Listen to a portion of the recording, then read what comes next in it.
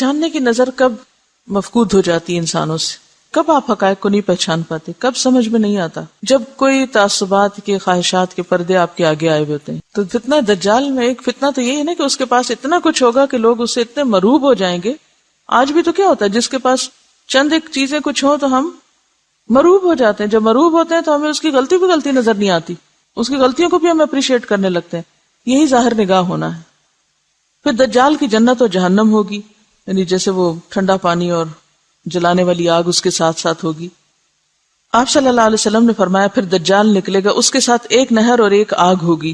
جو شخص اس کی آگ میں داخل ہوا اس کے لیے اجر و ثواب واجب ہو گیا اور اس کے گناہ معاف کر دیے گئے، اور جو شخص اس کی نہر میں داخل ہوا اس پہ گناہ لاد دیے گئے اور اس کا اجر مٹا دیا گیا. نہیں، اس سے پہلے اگر اس نے کوئی نیک کام کیے بھی تھے تو ختم ہو جائیں گے. دجال سے بچنے کے لیے لوگ پہاڑوں پہ چلے جائیں گے. ام شریک کہنے لگی یا رسول اللہ اس دن اہل عرب کہاں ہوں گے؟ فرمایا اس دن وہ بہت کم ہوں گے. دجال کن لوگوں کا پسندیدہ لیڈر ہوگا؟ آپ صلی اللہ علیہ وسلم نے فرمایا اصبہان یعنی اصفہان کے 70,000 یہودی دجال کی پیروی کریں گے جن پر سیاہ چوغے ہوں گے، وہ اس کو اپنا سردار مان لیں گے. آپ نے فرمایا دجال ایک مشرقی علاقے سے خروج کرے گا جسے خراسان یعنی موجودہ افغانستان کا آس پاس کا علاقہ کہتے ہیں. اس دجال کی پیروی کچھ ایسی قومیں کریں گی جن کے چہرے کوٹی ہوئی ڈھالوں کی طرح چپٹے یا طے برطے ڈھالوں جیسے ہوں گے. ڈھال کبھی دیکھیے، شیلڈ ہوتی ابری بھی ہوتی ہے نا، ذرا ڈیزائن بھی ہوتے ہیں بعض اوقات اس میں، تو اگر کوٹ دیا جائے اس کو تو کیا ہوتا ہے، چپٹے اسٹریٹ ہو جائے، ڈیزائن جو ہے وہ بیٹھ جاتے ہیں. تو آپ نے کیا فرمایا کہ دجال کی پیروی ایسی قومیں کریں گی جن کے چہرے کوٹی ہوئی ڈھالوں کی طرح چپٹے ہوں گے. دجال بیت اللہ اور بیت المقدس میں داخل نہیں ہو سکتا. حضرت انس بن مالک سے روایت ہے اللہ کے رسول صلی اللہ علیہ وسلم نے فرمایا مکہ اور مدینہ کے سوا ہر شہر کو دجال روندے گا، کوئی شہر نہیں بچے گا. مکہ اور مدینہ کے آس پاس فرشتے یعنی گارڈ کر رہے ہوں گے اس کو اور وہ داخل نہ ہو سکے گا.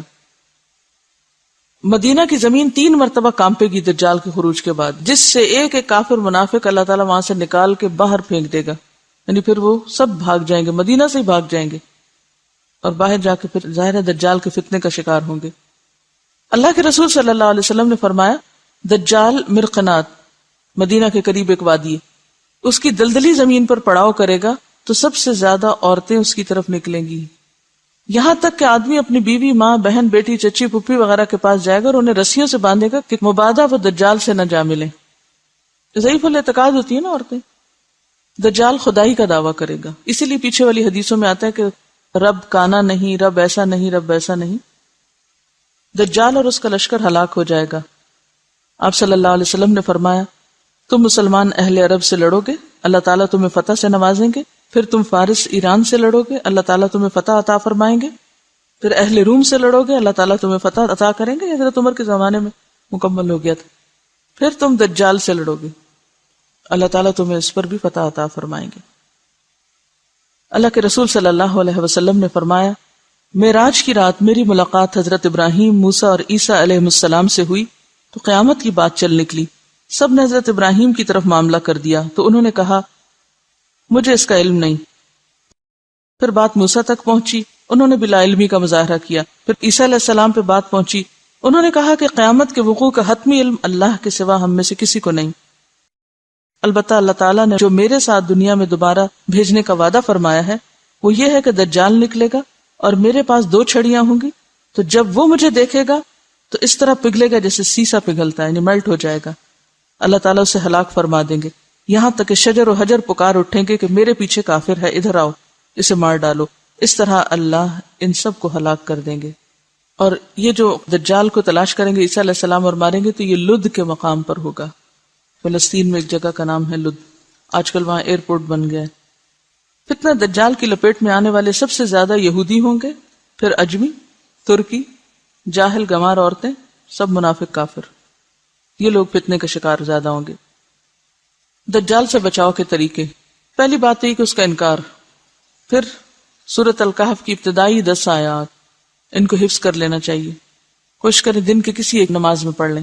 اور فرمایا جو شخص تم میں سے دجال کا سامنا کرے وہ سورۃ الکہف کی ابتدائی آیات پڑھ لے. ایک اور جگہ فرمایا جس نے یہ 10 آیات تلاوت کی وہ دجال کے فتنے سے بچا لیا گیا. ایک اور روایت سے یہ بھی پتہ چلتا ہے کہ جس نے سورۃ الکہف کی کوئی بھی 10 آیات یاد کر لی، پہلی یا آخری یا بیچ کی، تو وہ محفوظ ہو گیا۔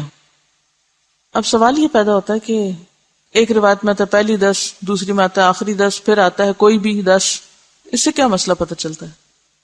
کہ قرآن سارے کا سارا ہی ایک طرح سے کیا ہے؟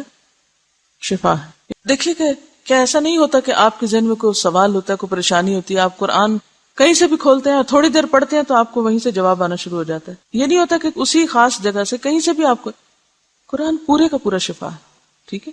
وَنُنَزِّلُ مِنَ الْقُرْآنِ مَا هُوَ شِفَاءٌ وَرَحْمَةٌ، اور سورۃ الفاتحہ کو خاص طور پر شفا کہا۔ اگر معوذتین وہ صورتیں ہیں کہ جو آپ صلی اللہ علیہ وسلم اپنی بیماری کے موقع پر خود پہ پڑھ کے تو ہاتھ پھیرا کرتے تھے۔ ایک روایت میں آتا ہے دجال کہے گا میں تمہارا رب ہوں، اور جس نے کہا تو ہمارا رب نہیں، ہمارا رب تو اللہ ہے اور اسی پہ ہم توکل اور بھروسہ کرتے ہیں اور تیرے شر سے اللہ کی پناہ مانگتے ہیں، اس شخص پر دجال کا زور یا اس کا فتنہ اثر نہیں کرے گا۔ تو اصل ضرورت کس بات کی؟ پھر کیا کرنے کی؟ ایمان درست کرنے کی، اور سچے اور مخلص مسلمان کو دجال کوئی نقصان نہ دے سکے گا۔ اللہ کے رسول صلی اللہ علیہ وسلم نے فرمایا جس شخص نے دجال کی ربوبیت سے انکار کیا، اس سے کہا کہ تو جھوٹا ہے، میرا رب تو اللہ ہے جس پر میں توکل کرتا ہوں، تو دجال اسے کچھ نقصان نہ دے سکے گا۔ نبی صلی اللہ علیہ وسلم اپنی نماز میں دجال کے فتنے سے پناہ مانگا کرتے تھے۔ اللہم انی اعوذ بک من عذاب القبر واعوذ بک من فتنۃ المسیح الدجال۔ پھر اسی طرح ایک اور جگہ پر آتا ہے، حضرت ابو ہریرہ فرماتے ہیں کہ اللہ کے رسول صلی اللہ علیہ وسلم نے فرمایا جب تم آخری تشہد پڑھ کر فارغ ہو جاؤ تو 4 چیزوں سے اللہ کی پناہ مانگو، قبر کے عذاب سے، جہنم کے عذاب سے، زندگی موت کے فتنوں سے، اور مسیح دجال کے شر سے۔ تو اصل چیز کیا ہے پھر کرنے کی؟ 3 کام پتہ چل رہے ہیں، کون کون سے؟ سب سے پہلے تھی کہ اس کا انکار کرنا۔ انکار کون کرے گا؟ جو پہچانتا ہوگا۔ پھر سورۃ الکہف کی ابتدائی 10 آیات اور مسیح دجال کے شر سے اللہ کی پناہ مانگو۔ یہ مختصر سی نشانیاں آپ کو بتا دی گئی ہیں۔ ہر پیغمبر نے اپنی قوم کو دجال کے فتنے سے خبردار کیا، آپ صلی اللہ علیہ وسلم نے بھی کیا، اور آپ نے ساری تعلیمات ہمارے لیے چھوڑی۔ ضرورت اس بات کی کہ ہم ان کو ضرور ایک دفعہ پڑھ لیں اور اپنے بچوں کو بھی اس کی تعلیم دے دیں۔ خبردار کرے ان لوگوں کو جنہوں نے کہا کہ اللہ نے ایک بیٹا بنا لیا ہے۔ اس وقت آپ دیکھیے کہ دنیا میں جتنے فتنے برپا ہو رہے ہیں بڑے بڑے، ان کے پیچھے کن 2 مذاہب کی باہم چپکلش ہے، کن 2 مذاہب کا باہم ٹکراؤ ہے۔ اس وقت آپ دیکھیے کہ اگر آپ تھوڑی بہت بھی دنیا کے حالات سے واقفیت رکھتے ہوں، کیا نظر آتا ہے؟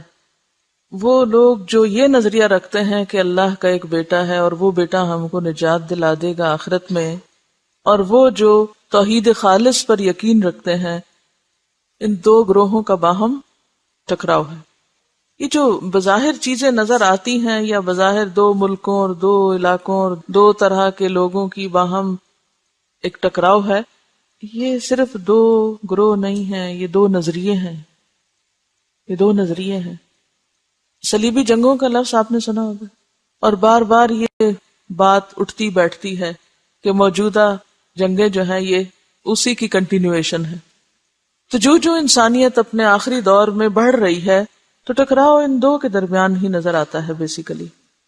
اس ٹکراؤ کو ختم کرنے کے لیے کیا نسخہ دیا جا رہا ہے؟ اٹھ کے لڑو، خبردار کرو، میسج کنوے کرو۔ آپ دیکھیے سب سے پہلے پوری انسانیت کے لیے پیغام ہے اس قرآن میں۔ نمبر 2 ماننے والوں کے لیے خوشخبری ہے۔ نمبر 3 ينذر الذين قالوا اتخذ الله ولدا، خاص طور پر کہاں فوکس کرنے کی ضرورت ہے، کس سیکٹر میں غلط فہمی دور کرنے کی ضرورت ہے، کن کو انذار کرنے کی ضرورت ہے؟ جو یہ سمجھتے ہیں کہ اللہ نے بیٹا بنا رکھا ہے، نعوذ باللہ، ما لهم به من علم، ان کی یہ بات کسی دلیل پر مبنی نہیں، انہیں اس بات کا علم نہیں ہے۔ تو جو اس کے پاس علم نہ ہو اس کا علاج کیا ہے؟ کو بتایا جائے دلائل کے ساتھ۔ اور ان میں جو انصاف پسند لوگ ہیں ان کے سامنے جب علم آتا ہے تو وہ کیا کر رہے ہیں؟ مان بھی رہے ہیں، قبول بھی کر رہے ہیں۔ وَلَا لِآبَائِهِمْ، وہ اندھا دھند آبا و اجداد کی پیروی میں یہ عقیدہ رکھے ہوئے ہیں، حالانکہ ان کے آبا و اجداد کے پاس بھی علم نہیں تھا۔ بہت سے لوگ آباء و اجداد کی تقلید کیوں کرتے ہیں، ان کی پیروی کیوں کرتے ہیں؟ کیا سوچ کے؟ وہ بڑے تھے، بزرگ تھے، تو کسی کا بڑا ہونا اس کی پیروی کرنے کے لیے کافی نہیں، جب تک کہ اس کے پاس کیا نہ ہو، علم نہ ہو۔ کیا یہ اہل کتاب نہیں تھے پھر بھی علم نہیں تھا؟ یہ تو اہل کتاب تھے، پھر کیوں علم نہیں تھا؟ اللہ تعالیٰ فرماتے ہیں ان کے پاس علم نہیں، اس لیے یہ نظریہ رکھے ہوئے ہیں، ما لہم بہ من علم ولا لآبائہم۔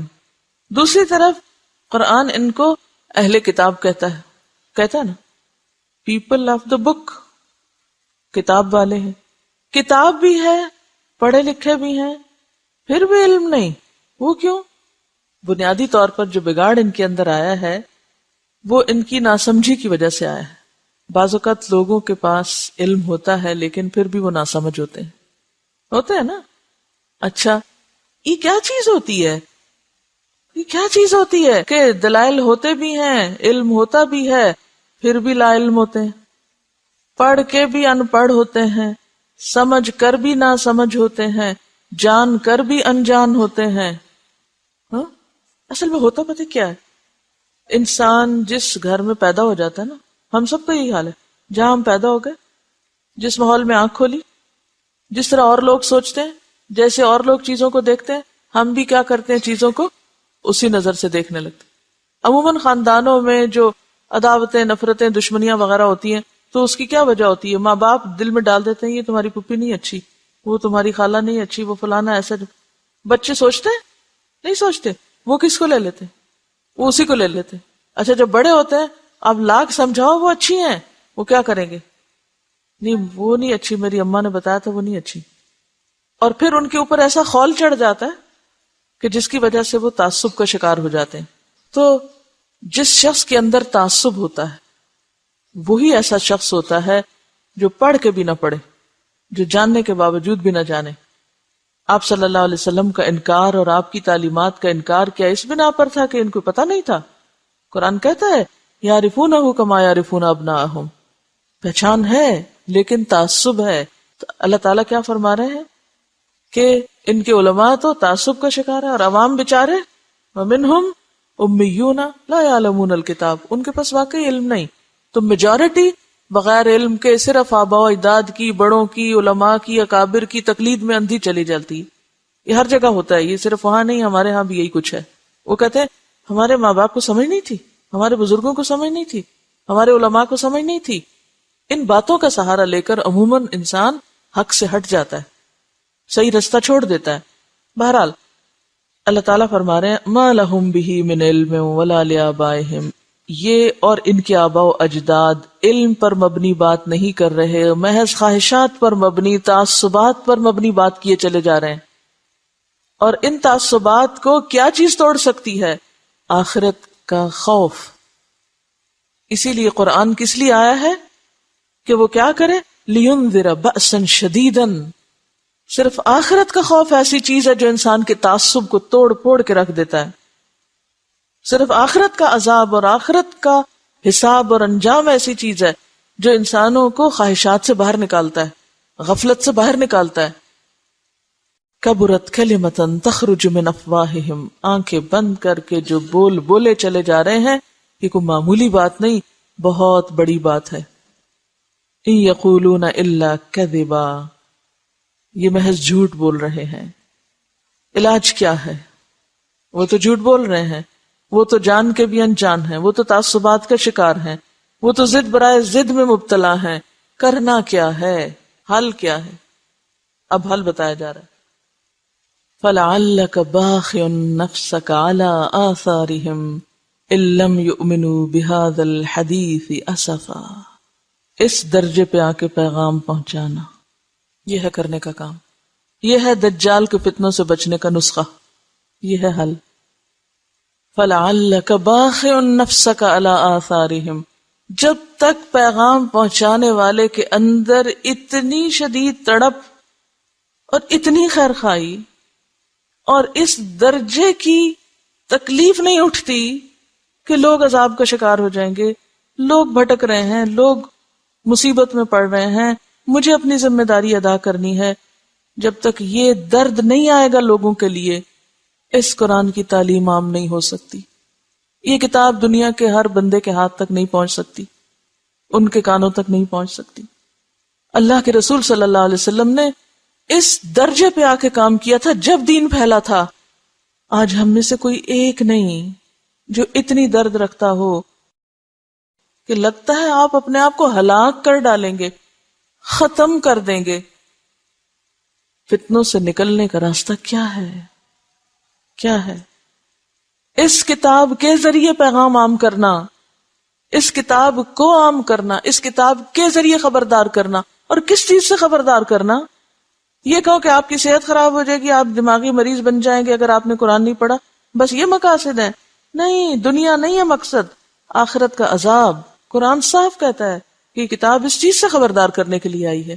جو لوگ اندھیرے میں ہیں، آنکھیں بند کیے ہوئے ہیں، غفلت میں دوڑے چلے جا رہے ہیں اور آگے کھڈا اور گرنے لگے ہیں، ذرا تھوڑی دیر کے لیے سوچئے، اگر آپ کے سامنے کسی برج پر کوئی شخص تیز گاڑی لے جا رہا ہے اور آپ کو پتہ ہے آگے برج ٹوٹا ہوا ہے، تو آپ کے دل کی کیفیت کیا ہوگی؟ آرام سے بیٹھے رہیں گے، اپنی گاڑی چلاتے رہیں گے، ٹھیک ہے وہ گر جائے مر جائے، میرا کیا، مجھے تو پتا ہے ٹوٹا ہوا ہے، میں تو بچ جاؤں. ایسا کر سکتے ہیں ہم؟ اگر آپ کے سامنے وہ کوئی اوپر سے گر رہا ہو چھت سے، آپ کہیں پاگل ہے گرنے دو، میں تو اپنا پڑھ رہا ہوں کتاب، میرے آج کے نفل رہتے ہیں ابھی، اور میرا ابھی آج کا وظیفہ ہی نہیں پورا ہوا، اچھا گرنے دو، میں کیا کروں؟ ہم یہ طریقہ اختیار کیے ہوئے انسانیت کے ساتھ. ہم کہتے ہیں جہنم میں جاتے ہیں، جائیں جہنم میں پڑھ رہا ہوں، میں اپنا ذکر کر رہا ہوں. آج امت مسلمہ نے اس چیز کو دین بنا رکھا ہے. اپنے حجروں میں، اپنی مسجدوں میں، اپنے مدرسوں میں، اپنے علاقوں میں، اپنے گھروں میں، اپنے شہروں میں امن چین سے بیٹھے ہوئے ہیں. انسانیت اس رستے پہ دوڑ رہی ہے جس کا پل ٹوٹا ہوا اور وہ نیچے گرنے والی ہے، اور ہم میں کوئی تڑپ نہیں.